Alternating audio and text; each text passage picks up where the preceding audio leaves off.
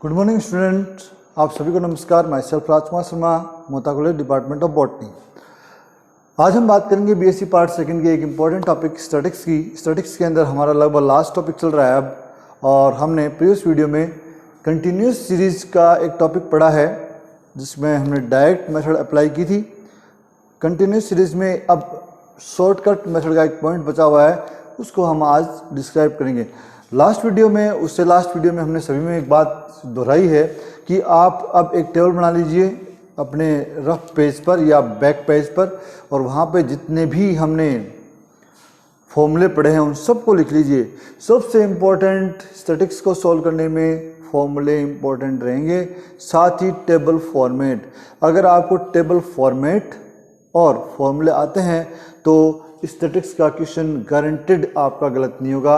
101% मैं आपको गारंटी देता हूँ, लेकिन इसके लिए आपको काफ़ी मेहनत करनी पड़ेगी। चलिए बिना टाइम गवाए हम इसके अंतिम पॉइंट की ओर चलते हैं, जो कि है by shortcut method. Continuous series standard deviation by shortcut method in SM. देखिए एग्जाम में जो क्वेश्चन आता है वहाँ पर कई बार तो हमें मेथड अप्लाई करने के लिए कह देते हैं और कई बार मेथड अप्लाई करने के लिए नहीं कहते। अगर आपको नहीं कहा है, सीधा कहा है कि दिए गए आंकड़ों की सहायता से एक्स वाई जो भी है याद करें, तो आपको जो याद हो उससे रिलेटेड सबसे सिंपल वो आप अप्लाई कर सकते हैं। लेकिन अगर आपको मेथड दे दी है कि दिए गए आंकड़ों की सहायता से लघु विधि द्वारा मानक विचलन ज्ञात करें, तब फिर आपको ये तरीका अपनाना पड़ेगा बाय शॉर्टकट मेथड। तो चलिए बिना टाइम गवाए हम क्वेश्चन लिखते हैं। क्वेश्चन हमारा जो प्रीवियस वीडियो का है वही ले रहे हैं हम। क्वेश्चन में है कि लघु विधि द्वारा मानक विचलन ज्ञात कीजिए। इसमें हमें प्राप्तांक दे रखे हैं और उसमें नंबर ऑफ स्टूडेंट्स दे रखे हैं। 2 आंकड़े हमें दे रखे हैं।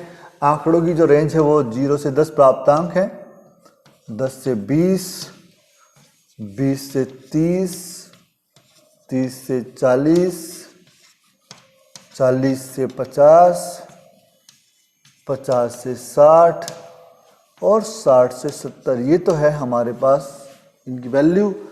फ्रीक्वेंसी जो है, नंबर ऑफ स्टूडेंट्स जो है वो है हमारे पास 10, 15, 25, 25, 10, 10 और 5। ये हमारा क्वेश्चन फॉर्मेट है। प्रत्यक्ष विधि से थोड़ा इजी रहेगा यहाँ पर सॉल्यूशन। पहले तो हम टेबल बनाते हैं। मैंने आपको पहले बार बार दोहराया है, आप टेबल पर फोकस करें। How to produce table in any question, सबसे पहला काम यही होता है। उसके बाद सेकेंडरी फार्मूला याद करना और कैलकुलेशन करना होता है। तो सबसे पहले हम ले लेंगे सीरियल नंबर, जो कि आप लें और ना लें दोनों ही कंडीशन में काम चल जाएगा। क्योंकि अगर हम डिस्क्रीट सीरीज की बात करते हैं और कंटिन्यूस सीरीज की बात करते हैं तो सीरियल नंबर सिर्फ और सिर्फ आंकड़ों को क्रमबद्ध करने का तरीका है, इसके अलावा इसकी कोई वैल्यू नहीं है। जबकि इंडिविजुअल सीरीज में बड़ी ज़रूरत है। इंडिविजुअल सीरीज में सीरियल नंबर जो है वो अपने आप में एक प्रकार की कैलकुलेशन ही है, क्योंकि वहाँ पर n का मान सीरियल नंबर ही होता है। सबसे पहले आप देख रहे हैं प्राप्तांक। प्राप्तांक लिखेंगे ऑब्टेंट मार्क्स।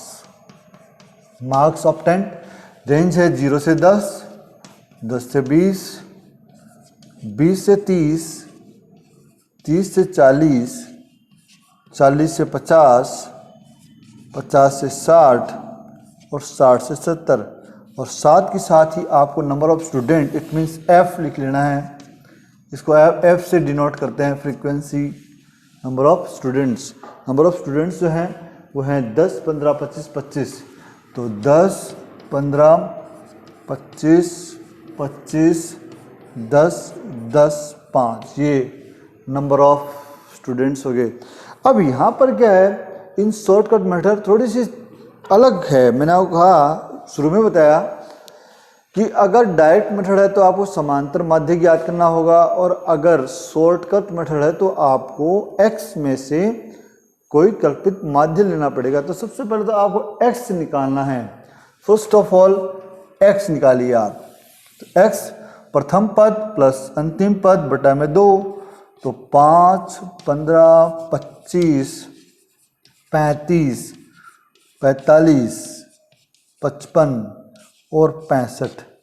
यहाँ से आप लेंगे एक कल्पित माध्य, it means assumed mean A x में से लेना है। हमेशा याद रखो, कोई भी कैटेगरी हो, कोई भी प्रश्न हो, किसी भी श्रेणी का हो, a always found in x में से लिया जाएगा।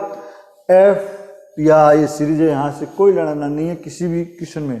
तो यहाँ पे आप कोई भी एक मान चुन सकते हैं, बाउंडेशन नहीं है कि मैं जो चुनूँ वही चुने, आपकी मर्जी है। मैं यहाँ पर a = 35 ले रहा हूँ। और अब आपको ज्ञात करना पड़ेगा यहाँ पर dx आपका हो जाएगा x माइनस a, आपके सामने है। इसमें से आपको ये घटाना है, तो हो जाएगा -30, -20, -10, 0, उसके बाद में +10, उसके बाद में +20, +30। मिड होने का फ़ायदा ये है कि दोनों ओर की वैल्यू आपको बिल्कुल बराबर प्राप्त होती है, बराबर मिल रही है। अब आप क्या करेंगे, इसको x से f से गुणा कर देंगे, f इंटू dx कर देंगे, मतलब इसका मल्टीप्लाई कर देंगे।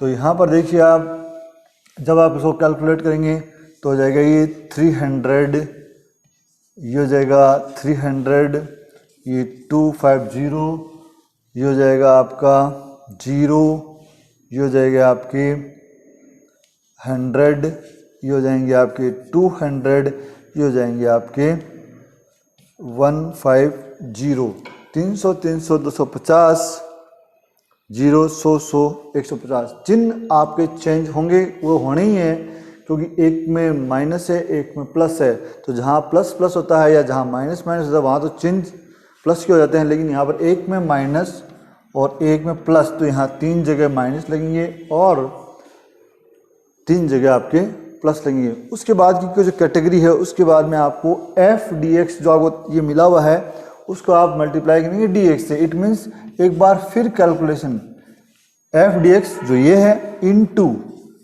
dx जो कि ये है, इसको आपको फिर से एक बार मल्टीप्लाई करना है। बड़ा आसान सा ये क्वेश्चन, इतना हार्ड नहीं जितना प्रीवियस क्वेश्चन था।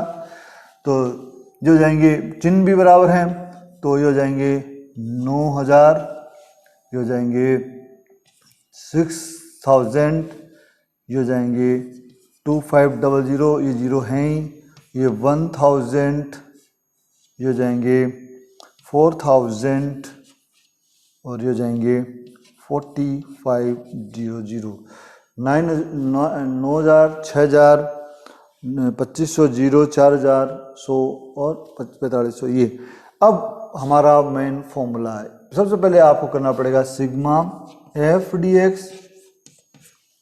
उसके बाद में ये तो ये है f d² x है, ये तो हो जाएगा सिग्मा f d² x।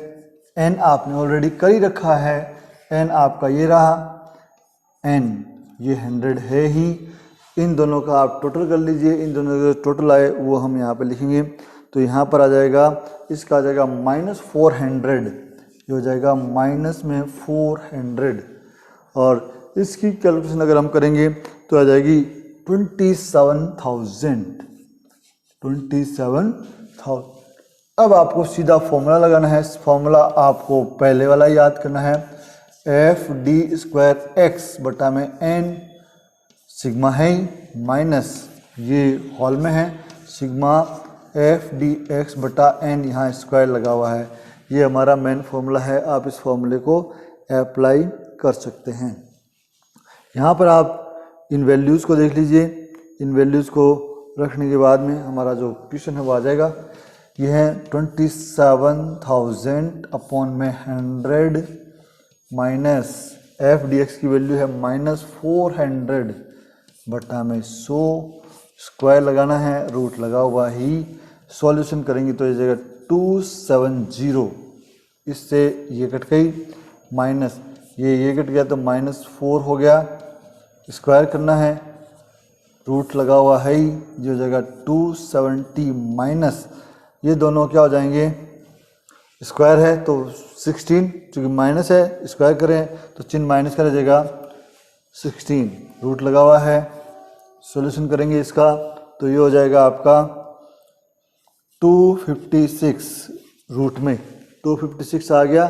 256 जो आया है उसका अगर आप रूट निकालेंगे तो ये हो जाएगा वही 15.9594, ये लो आंसर। आई थिंक ये डायरेक्ट मेथड से ज़्यादा आसान, ज़्यादा इजी रहा है। फॉर्मूला आपको याद करना ही होगा, वो उसमें कोई डाउट नहीं है, दोनों के फॉर्मूले अलग अलग हैं, लेकिन अच्छी बात यह है कि इंडिविजुअल में भी, डिस्क्रीट में भी और कंटिन्यूस में भी फॉर्मूले दो हैं और दोनों ही लगभग समान है। आपको ओवरऑल 6 टाइप के क्वेश्चन सॉल्व करने के लिए 2 ही फॉर्मूले याद करने हैं। हाँ, इंडिविजुअल में जो है वो थोड़ा सा चेंज है, क्योंकि वहाँ पर n equals to number of serial, वहाँ पर फ्रिक्वेंसी या आवृत्तियों का योग नहीं है, ये बात आप ध्यान रखेंगे। इसके अलावा सब कुछ सिमिलर है। तो स्टैंडर्ड डेविएशन में मोटा मोटी हमारा लगभग जितने भी टॉपिक थे हमने कवर कर लिए हैं। अगर कुछ बचा हुआ होगा एग्जाम पॉइंट ऑफ व्यू से तो हम इसको नेक्स्ट वीडियो में डिस्क्राइब करेंगे। लगभग आपकी स्टैटिस्टिक्स जो है वो 80% क्लियर हो चुकी है for BSc part 2 botany and BSc part 3 zoology. ये मान लीजिए कि जूलॉजी वालों के लिए भी बड़ा बेनिफिशियल है, ये वीडियो देखना काफ़ी फायदेमंद रहता है। अगर आपको इन स्टैटिस्टिक्स में कहीं भी कोई भी प्रॉब्लम हो और अगर आप कोई और चेंज चाहते हैं कि इसमें कुछ चेंज हो तो आप मेरे को रिप्लाई कर सकते हैं उसका कमेंट बॉक्स में, या फिर मेरे के व्हाट्सअप नंबर पे मेरे को पूछ सकते हैं। आज के इतना ही, आप सभी का स्वागत है, दिन शुभ हो, धन्यवाद, थैंक यू।